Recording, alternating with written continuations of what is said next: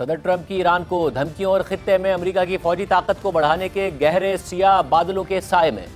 اس ماہ کے آغاز میں ایران اور امریکہ کے درمیان جوہری مذاکرات دوبارہ بحال ہو گئے تھے اور 6 فروری کو عمان میں مذاکرات کے پہلے دور کے بعد آج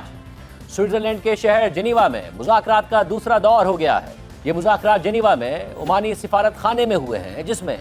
ایرانی اور امریکی وفود کے درمیان عمانی وزیر خارجہ سید بدر کے ذریعے تقریباً 4 گھنٹے تک انڈائریکٹ بات چیت ہوئی ہے۔ مذاکرات کے اس دور میں ایرانی وفد کی قیادت وزیر خارجہ عباس عراقچی نے کی، جبکہ امریکی وفد کی سربراہی صدر ٹرمپ کے خصوصی نمائندے اسٹیو وٹکوف اور صدر ٹرمپ کے داماد اور مشیر جیرڈ کشنر نے کی۔ میڈیا رپورٹس کے مطابق آج ہونے والے مذاکرات کے دوران بنیادی توجہ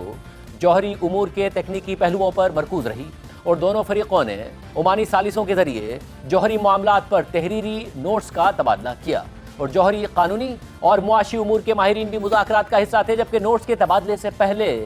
دونوں وفود نے عمانی وزیر خارجہ سید بدر سے علیحدہ ملاقاتیں بھی کی۔ مذاکرات کے بعد ایرانی وزیر خارجہ عباس عراقچی نے میڈیا سے بات کرتے ہوئے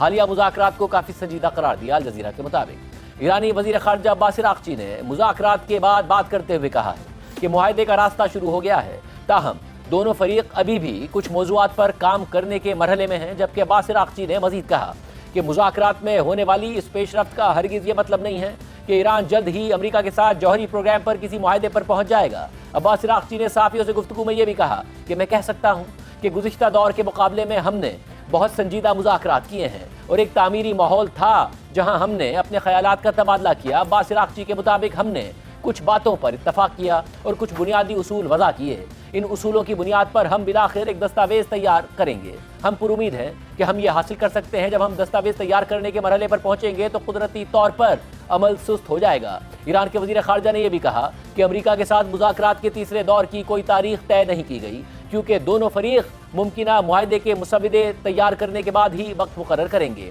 عباس عراقچی کے مطابق یہ طے پایا ہے کہ دونوں فریق ممکنہ معاہدے کے مسودات پر مزید کام کریں گے، جس کے بعد مسودات کا تبادلہ کیا جائے گا اور تیسرے دور کی تاریخ مقرر کی جائے گی۔ اس کے علاوہ عباس عراقچی نے یہ بھی کہا کہ امریکہ کا 2018 میں جوہری معاہدے سے یک طرفہ طور پر دستبردار ہو جانا بین الاقوامی طور پر منظور شدہ معاہدے کی واضح خلاف ورزی تھی اور یہ فیصلہ نہ صرف کثیر فریقی وعدوں کو نظر انداز کرتا ہے بلکہ ایرانی عوام پر بلا جواز معاشی اور ہیومینیٹیرین نتائج بھی عائد کرتا ہے۔ عباس عراقچی نے مزید کہا کہ سب سے زیادہ تشویشناک بات یہ تھی کہ پچھلے سال جون میں مذاکرات کے دوران ایران کے خلاف فوجی جارحیت کی گئی۔ ایسی جارحیت اقوام متحدہ کے منشور اور بین الاقوامی قانون کے بنیادی اصولوں کے بالکل برعکس ہے اور اب امریکہ کو فوری طور پر ایران کے خلاف طاقت کے استعمال کی دھمکیاں دینے سے باز آ جانا چاہیے۔